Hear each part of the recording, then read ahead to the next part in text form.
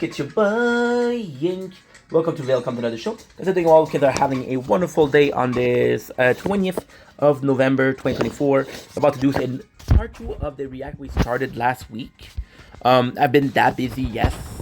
So I should have. You know what? I used to do it like this, but I prefer to do it a bit more. A jinx. Okay, so I prefer to do it a little bit more like this. Because I think it's better. I think it's a lot better. Oh, this is loud. So how are we doing today, guys? We're doing good. Last week we started not last week. I'm joking. Today is Tuesday. We started out on Sunday, which was 2 days ago. We started out a reaction for a person called Shaped by the Story, which is a phenomenal analysis. Well, I don't know if she would qualify herself, but it's a person that puts in a lot of attention to details when it comes to show. We're watching Arcane. I really feel bad about V this season, so we started watching something about V. I'm about to continue. So without further ado, this is part 2 of the how V uttered her own destruction. Says all the nasty things that. So listen, I could tell you where we stopped, or I can be an asshole and say watch the first part. You decide, or even better, watch her video. Shaped by the Stories. Milo had said about her were right and strikes her. Vi goes against everything she's ever told her sister in that moment, and she blames her for all this death. But Vi, after having just mantled the path of violence, literally having wielded Vander's gauntlets, sees the blood on her sister's face. She sees. It's a shame because a part of me believed that Vi might blame herself for it. She knew that Powder was weak, and it wasn't enough to tell her to stay home to protect her.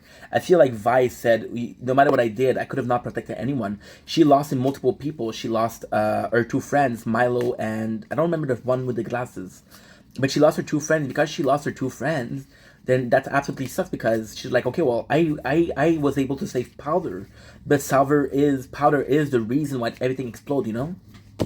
The blood on her knuckles from the fight that she'd just been in, and she remembers Vander's words about what she's willing to lose should she choose that path. She sees the fear in her sister's eyes, for once not directed at the monsters, but at her protector. Vi walks away here, but she doesn't walk away to abandon Powder. It's super sad. It's super sad because Vi whole plan was to protect Powder, like more than anybody else, right? To a certain degree, more than everybody else. And what sucks here is like, okay, well, I wasn't able to protect Powder. Then she get mad because Powder she didn't listen to her, and she's like, yo, I cannot protect you all the time. You know, I think because Vi lost Vanders, even though she lost a lot of people, I feel like Vi had a goal of protecting, right? More so than stopping Silco, as Liddy said. But I think Vi was more so in a way of protecting 5 people, which was herself, Powder, Vanders, and the 2 friends. The rest of the people, maybe Echo, but that's about it. The rest of the people, they're like that, you know. And even then, we have in this very video by Shaped by Stories, we have the very same path where Vi actually protects her face. She put on a hoodie, and because she put on a hoodie, it means that she doesn't feel comfortable. So there's a possibility that she doesn't feel comfortable. There's also a possibility that those people don't matter to him. Those people aren't friends. Those people aren't family. Those people aren't allies.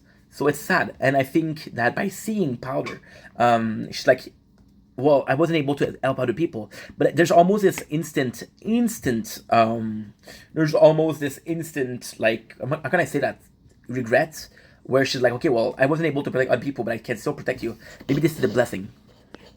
What Vi does here is remove herself from the situation to actually give herself a moment. Vi needs a minute to recuperate and regather her feelings so she can properly protect Powder. Because Vander's last words. That's still that is still the goal. That is still the goal. Like I just finished saying, I wasn't able to protect Vander's. I wasn't able to help those 2 out, but I did protect Powder. Now, ultimately speaking, did V protect Powder? Not really. But by telling Powder not to go into the fray, maybe she was able to save her. So V can feel that she was responsible for Powder, ended up staying alive after this event, right? And what is really cool about this is, okay, well, I wasn't really protecting you, but now I can protect you even more, which I do believe is to a certain degree even better. You're not necessarily saying, yo, I'm gonna protect you no matter what. You're saying, okay, you're able to be alive, I'm able to protect you. And because I'm able to protect you, then let's continue with our journey between sisters. To Vi were to take care of Powder. Vi feels like she's already failed here. She's failed protecting the family. She's failed to properly recognize the power she wields as a leader. She's failed to even protect Powder from herself. And of course, none of that is fair. Vi is a child and she is traumatized and grieving. When Vi sees Silco standing over Powder, she again feels like she's failed, especially as Marcus chloroforms her and drags her away. It's a shame. It's a real shame because in a perfect world, I like the fact that she keep on saying that she's a child. Ultimately speaking, the fact that she is a child is it's kind of like a double standard, if you will. Vi being a child is only available to her if she decides to live or if she decides to go through with her childhood, if she decides to live as a child. If even it doesn't matter the age. Again, the lady was talking about patronizing children, which is once again children that had to grow up fast because their parents wasn't there or weren't great parents. I have to check for the sunrise because I want to watch it. I want to film it, and yeah, I think Vi being a kid isn't stopping her. But there's limitation for sure. Way before she can reach her sister. Powder now believes from this point on that Vi genuinely abandoned her, that Vi deemed her unworthy. See, yes, this is important, but what is also important here, what is very important is Marcus. Marcus, a lot of people don't like Marcus. Am I a big Marcus defender? No. But Marcus was this guy who almost who kind of wanted to be doing something righteous. He kind of wanted to be upholding justice. He kind of wanted to be a figure of peace in the lower city, which is something we saw in the first part of this. So by protecting V, he's able to protect at least one kid. I always compare Marcus with a character from Attack on Titan, which is Hans. Hans is a coward. Hans is supposed on paper to fight against Titan, but then when he's giving a chance to fight against Titan, he doesn't know how to fight them. So what he does, he saves Eren and Mikasa, and by saving Eren and Mikasa, it's one of the most important things because by saving those two kids, they're able to fight as adults. Marcus, in the same way, by saving Vi, it doesn't mean a lot. However, by saving Vi, he's able to make sure that the Vi character grows up and be the wonderful hero that we have. So there is an importance to the character of Marcus. There's an importance to this scene.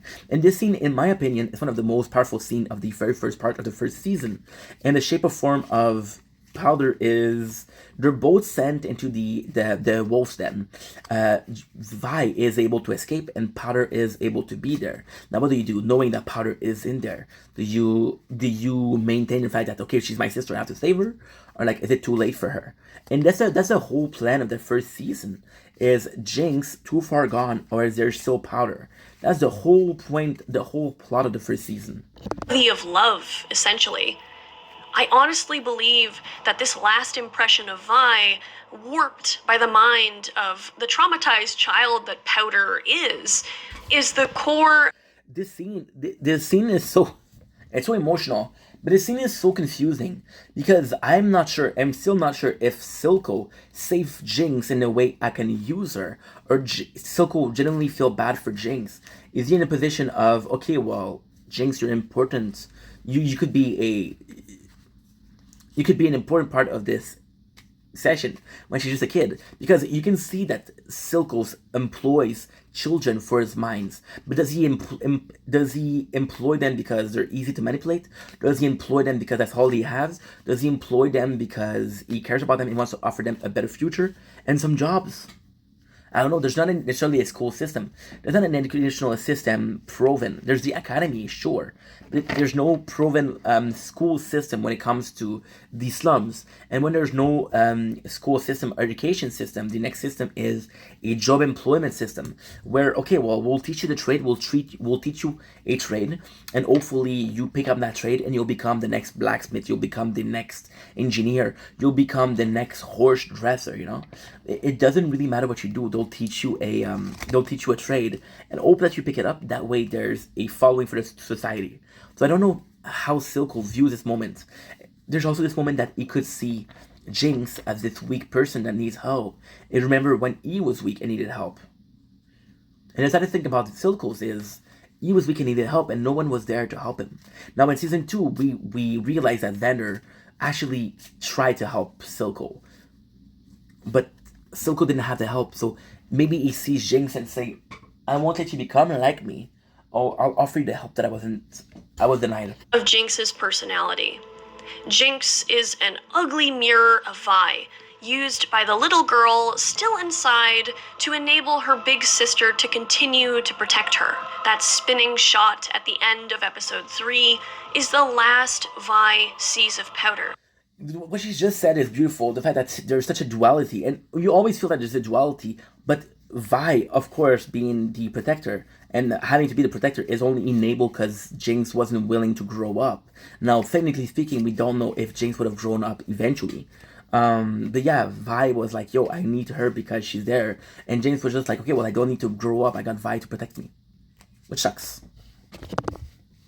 And Ember dying as she is dragged into darkness. But it is an Ember that keeps her alive.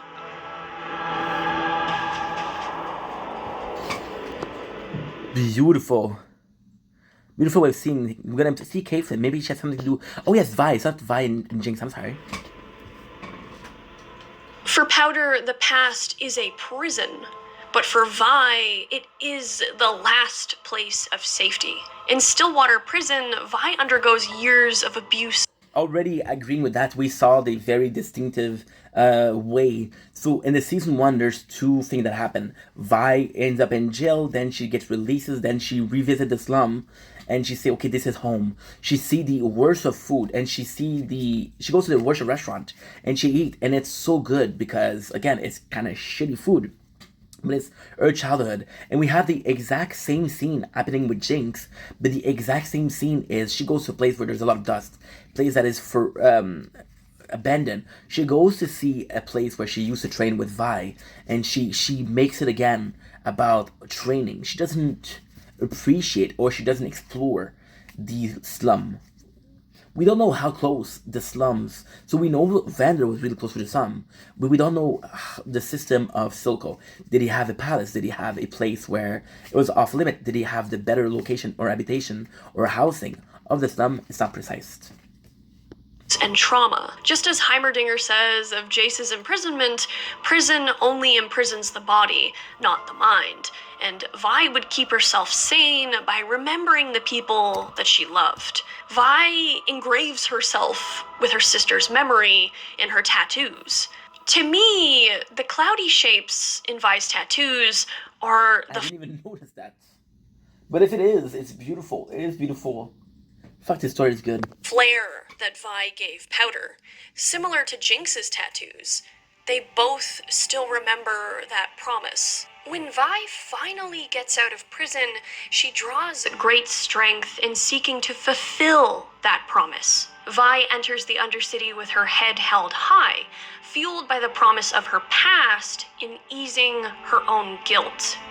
Nothing else. But I agree with that, but it's hard because Vi is keeping herself sane by saying the second I get out of this prison, I'll go and it's tough. It's such a a complex thing. Vi keeps herself sane by, again, like Liddy said, by remembering what she has to do, and when she get out, she has to protect people. She has to find people, right? But it's only imaginable or possible or even plausible in the fashion of her getting out and it doesn't seem like she's getting out. And then the first time that she has a chance to get revenge on she get revenge on one of the Silkos guy, which we see is kind of the Undertaker, the guy with a big jaw, metal jaw. We see that, right? And the first chance that she have, she fuck him up. Right now, ultimately speaking, yes, it is a anime. Ultimately speaking, yes, it is a work of fiction. Ultimately speaking, yes, it's not possible. But if you follow the jail system, the more you fight, the more time you spend in. So if the system is based on real life, and again, don't get me wrong, I know this is a movie, but if the system was it was modeled after real life, then her doing this is adding time to her sentence. Now, there's a possibility that Vi understand that she is not to get out. See, the thing with Vi, in the Sunrise, the imprisonment is she is safe there, but she's defined as dead. And we don't know if Vi know that she's defined as dead. We don't know if Marcus said. There was also another issue. Was Vi put in jail right after, or did Vi stay with Marcus a little bit and then she ended up in jail? Because that teen, she was a teen, she was like 13. And also, one of the issues that I have with Arcane is we're seeing a much older Vi. We're seeing a much older James. We don't know how much time passes, and it doesn't make any sense, because you look at yourself and beginning of high school, and you see yourself in the end of high school. You changed a lot, but it's only 5 years. If Vi spent 5 years in prison, right? Matters to her. This is the core of her self-worth. Vi feels like garbage for her perceived failure in protecting her sister, and she's been nursing that sense of feeling like she's not enough for so long. It is a horrible thing when you really think about it. Vi's whole life has been her being held responsible for things that 9 times out of 10 are far beyond her control anyway. Caitlin is the... I didn't check that out. I didn't even think about that. If the fact that Vi is feeling a failure, the fact that Vi failed in her protecting of Powder, the fact that she still believes that Powder is alive and needs her, is one thing. But I didn't think about her thinking, oh, I failed them. It was more so much for me, and I guess it depends on the character or on the psyche under the character. A character will see the failure as, okay, I failed, I'm in prison, which I see a lot with Jinx. Or a character will be like, okay, well, this is my motivation if I ever get out of here. I gotta keep on working to get out of here to justify, okay, I wasn't there, but now I'm here. And I think that's more it. Did it affect Vi? Now that Lily says it, you have to think about it and realize that, yeah, there's moments where Vi, she feels like she's not as confident as she could be. There's moments where Vi shows up and like, what is wrong with her? Just act up. First thing in Vi's life, however, to yank her out of the past. She is the first person since Vander to carry Vi. Vi is not used to kindness, and she is not used to justice Caitlin is such a strong character. whatsoever. Her whole opinion of enforcers is shaped by their example at their worst, while Caitlin represents their best. Caitlin and Vi... I do not know if Caitlin is an enforcer, but what I do know, if she was an enforcer, we have enforcer in the slum, which possibly have a different morality system or a different upholding justice system that in the upper city. Caitlin could have been an enforcer in the upper city, and that's the thing. You see, with Caitlin, she see the world of Vi and she's embracing it, but she's also seeing how unfair it is. And how much those people suffered. And her reaction to that is, we have to help them. Are indeed oil and water. They grew up in completely opposite situations. Caitlin had the luxury of wealth and nobility. She's quite shocked by... So this is really pinpointed and episode number 2 and season 2. So in season 2, big spoiler, Caitlin's mom dies, right? She dies. Okay, so Caitlin's mom dies, but she dies in the first season. The first season ends with Jinx sending a missile to the place where the council is. Now, where we're seeing it, we're seeing a very big difference in Caitlin. But a lot of people were mad at Caitlin because her mom was able to have a funeral, and then she asked Vi to help her when Vi wasn't even able to bury her parents, even though they deserve it. That's a big difference. What she sees in the Undercity, but Caitlin never falters. She doesn't let Vi scare her off or shy away from the worst parts of the Undercity. Caitlin saves Vi after she ditches her in the brothel. Reminiscent of Arcane's opening scene, Caitlin is on a bridge, an enforcer in the gloom aiming at a Zaunite, but doing so to save Vi's life. Not only that, but to save Vi, Caitlin trades in her gun. She steps off Huge moment. Huge moment. the path of violence to get the medicine to save her. She listens to Vi, she forgives and empathizes with Vi, and she comforts her as well. For once, The beautiful thing about Caitlyn is this makes me emotional, because my favorite part of the first season is the relationship between Caitlyn and Vi. And I don't know, the first time I saw Arcane, I'll be completely honest, I thought that Caitlyn only reason for being I thought that Caitlyn, I'm getting emotional right now. I thought that Caitlyn only reason to help Vi was because she was in love with her. Now, in the second, because I watched the show 3 times, I thought that Caitlyn was a good character because she was like, okay, well, she see injustice and she wants to fix it. But the reality is Caitlyn can possibly sees a little bit, don't be emotional, a little bit of Jace in the Vi. So you see Jace was adopted by the family of Caitlyn. Jace is the one that goes against the council. See, Caitlyn might have understood the council was not a good place. Caitlyn might have understood that the council is very corrupted, but Caitlyn never did anything with it. Jace was able to do it. See, when in the first season, when Vi, she's like, okay, well, the council didn't listen to me. So in the first season, Vi will go to the council and say, please help us. And the council's like, no, I'm not going to help you. This is the problem of the lower city. And then Vi, the first person she see is Jace. And it's like, yeah, I'm going to help you. So I believe the character of Jace and Vi are very similar. Sorry. Arcane is beautiful, dude. Arcane is really beautiful. Vi doesn't have to handle things alone, and she has somebody to look after her. Piltover may be known as the City of Progress in name, but it is anything but. Caitlyn truly wants progress, especially after seeing the harsh reality and injustices of Zaun for herself. Caitlyn's investigative nature forces her to face all the facts as they are, to see the bigger picture, something that Vi struggles with. The fact that Caitlyn never leaves Vi and stays with her through thick and thin proved her sincerity. And Vi... That's also the thing with Vi herself. I feel like Vi would do that for Caitlyn. I absolutely feel like Vi would do it for Caitlyn. But the problem is, see, the thing with Vi, and again, I love the character of Vi, but the thing with Vi is, I do believe, personally, that Vi is able to help a lot of the characters because they're weaker, right? With Caitlyn is one of the first character, and I love that the lady compared her to Vander, because yes, Caitlyn is strong. Caitlyn is able to be... Oh, I fucked up.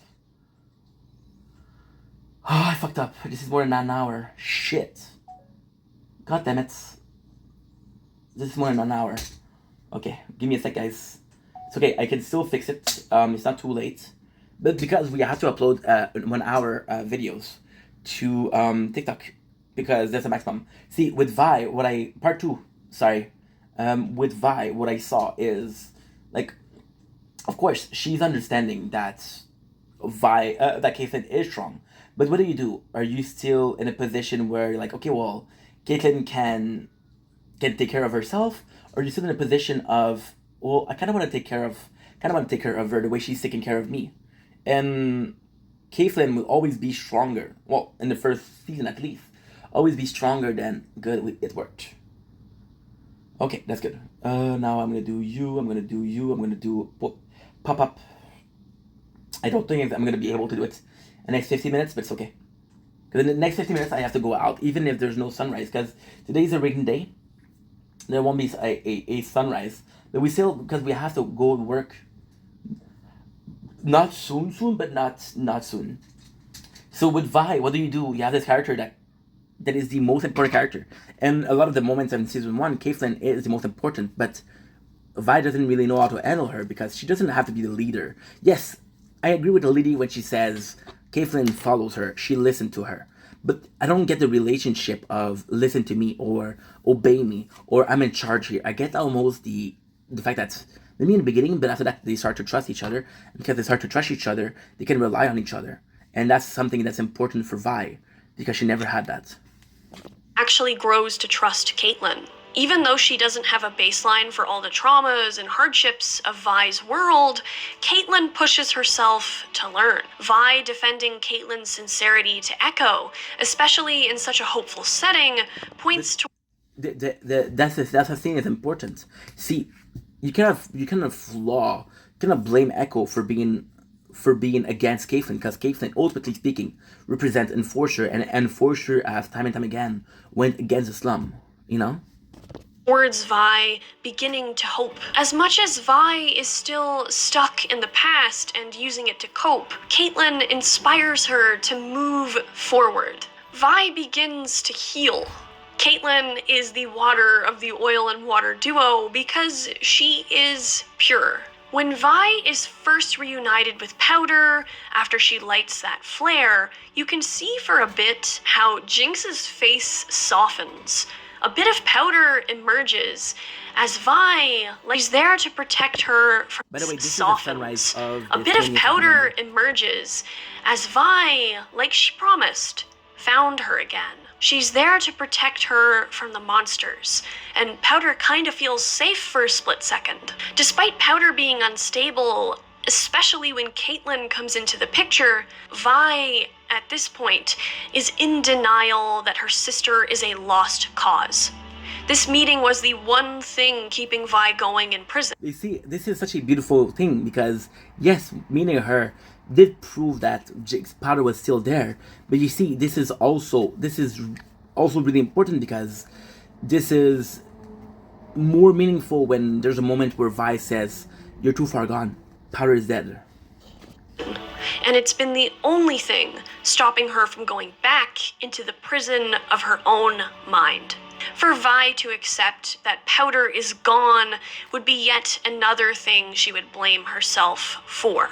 But later on, when they meet again on the bridge, after Jinx attacks Caitlyn, aka Vi's better future, Vi is able to go forward with Caitlyn. It's such a beautiful thing, thinking that Caitlyn represents the future and Jinx represents the past. It's such a beautiful thing. Instead of backwards with Jinx. The fact that Echo, with his strong association with time, is the one protecting Vi and Caitlyn as they escape to safety from Jinx says a lot about where these two are headed. After this scene, there is a shot where you can see half of Vi's face is behind bars and half of it is free. Wow.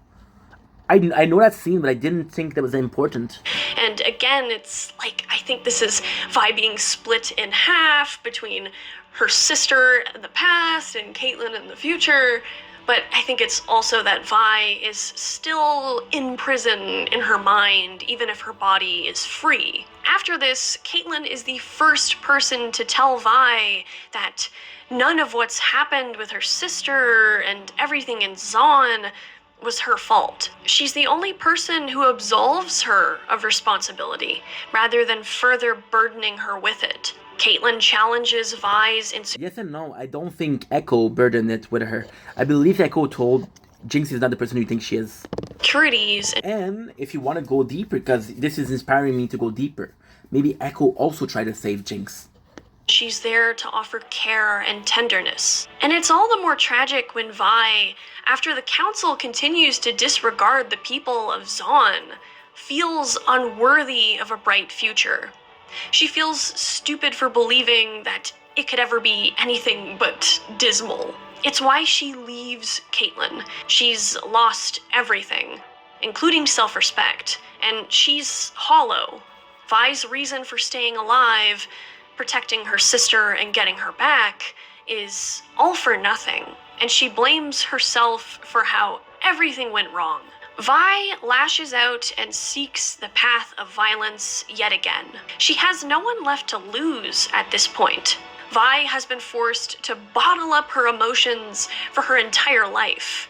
This is the only way she knows how to operate, and when she fights Savika in the last drop, this is almost like a suicide mission slash revenge quest. And it's very fitting that it takes place in her childhood home, as she is still haunted by the memories of this place, even though the last drop has moved on.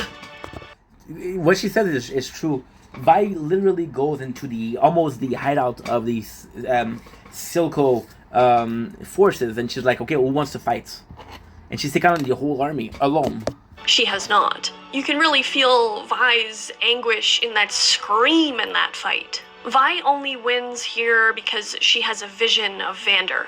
And while this may seem wholesome, this scene, for me, strongly points to how Vi still uses the past as a crutch. As glittering as this old memory is, Vi still carries this unhealthy concept of responsibility.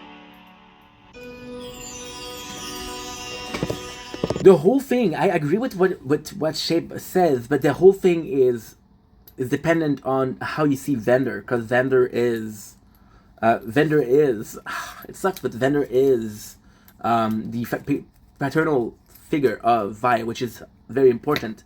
The very important parental figure. You see, you can know the parents of a kid, right? And you know his parents, and you know his parents are both pieces of shit. Doesn't necessarily mean that the kid's gonna be a piece of shit, but there's always gonna be this. There's always gonna be this. There's always gonna be this position of, I know your parents. I don't like them. Maybe you're like them, and at the first exact thought of them acting in a bad way, that's why you always say, oh, you're acting like your mother, oh, you act like your father, right?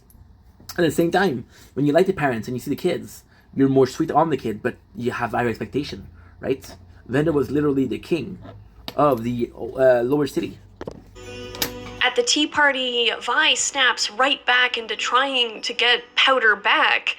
She's lost everything, and she's so desperate to have her sister back, to have a semblance of this innocence back in her life. When Jinx admits that Jinx was created due to Vi's abandonment of her, Vi doesn't even seem that surprised. And it's because Vi, I think, she knew. Has often thought about this. Vi, when Jinx tries to force her to choose between killing Caitlyn or losing... What Lily doesn't mention, which is, I think, very, very important, is she's in a prison, Vi's in a prison, and a lot of the people that are working for Silco's always end up in prison. So she knows that Silco... I think she knows that Silco, either Jinx is dead, or either she's under Silco. And the more you're hearing about how Silco's a piece of shit, and again, Vi understand that Jinx is prone to be looking for a role model. She did it with Vi, she did it with Vanders. So I think that she knows that Jinx will automatically latch onto another authoritative figure. So she, by hearing how much of a piece of shit Silco is, pun intended, maybe she fears the fact that, okay, well, guess what? That's another good thing. Maybe I'm going to lose Jinx. Powder can't sacrifice Caitlyn just to bring Powder back. I also want to note the bunny on the table in the tea party scene, because Powder kept... There's no way this is the bunny on the line. This symbol of innocence locked away in a little lockbox, as we see in an earlier scene. Powder's innocence was something that could only exist with Vi. Without her, it became corrupted. She keeps that bunny, I think, as a reminder of both her sister, but also of a time without the regret and guilt of what happened to her family. Vi, on the other hand, is a child forced to grow up under horrific circumstances, whose innocence was denied her long ago, whose innocence she gave to her sister that could never grow up. Jinx tries to pose Powder to Vi like a return to the past, hence the bunny. Jinx is the threat of the future, opposed. But I don't know. It's true, though. When you think about it, it's true that the tea party scene is a ultimatum. But I don't think that Jinx was pretending to be Powder. I don't think that Jinx was pretending like, oh, there's no Powder. But I think there's still a part of, can we work together? We cannot work together. And then, and I'm kind of crazy because a lot of people, they don't mention this. But yes, Jinx, ice cream. people don't talk about it, but it's often. See, Jinx, yes, she captured or kidnapped, doesn't matter how you want to put it, Caitlyn, and ask Vi to say, hey, who are you choosing? Right?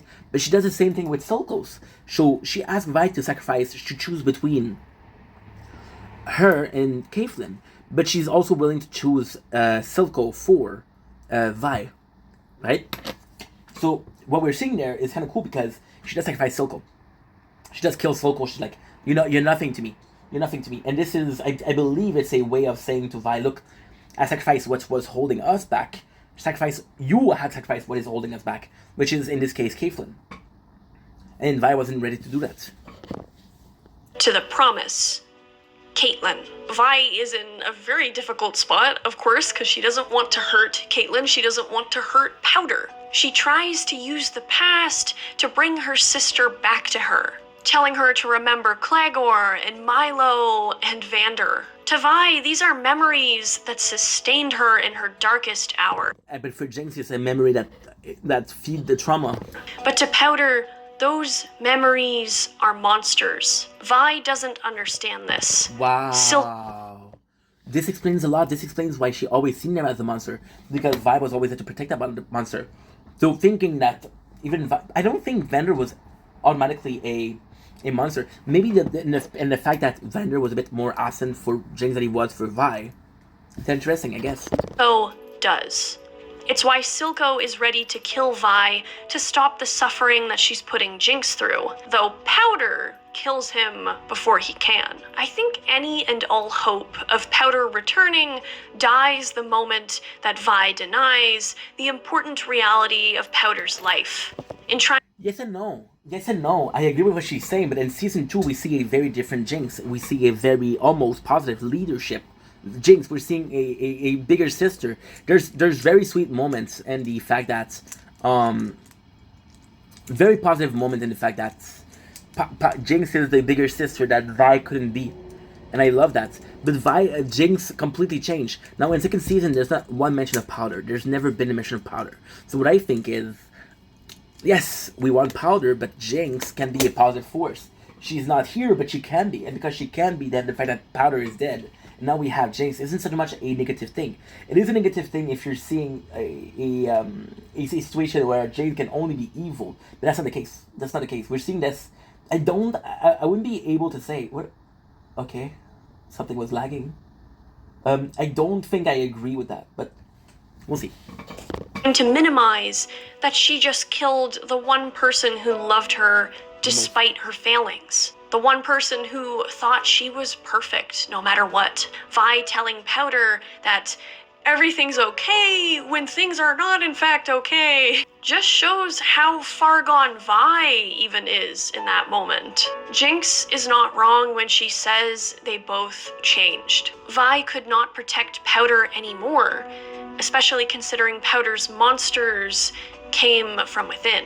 And the innocence of those bygone days that Vi held so dear could never come back. They became blue wisps of smoke, streaking across the night sky, expelling their last breath as they shattered all hope.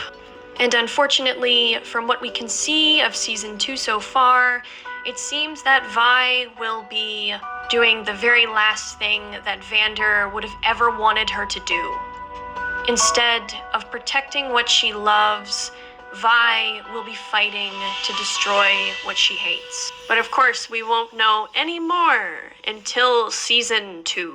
Thank you very much for watching, guys. I loved Vi in season 1. She is one of my favorite characters. She's just very complex, and you can really empathize with her. I will say, though, my favorite... It's always going to be about... In the first season, of course, it's always going to be about Vi and Jinx. It's always going to be who you're protecting. Man, Arcane. Character is Sevika, and I'm looking forward to digging into her character and seeing more of her in season 2. Let me know what your thoughts are on Sevika is actually really popular. I don't know why. Vi and Arcane season 1, and where you think things are gonna go for her in season 2. Of course, a huge thank you to my members. There you go. Very good video. Very, very good video. I'm glad that we got to react to it. We have a rule on the reaction channel. When the video is ending, we end it too. So yeah, love you guys. Take it easy. Peace.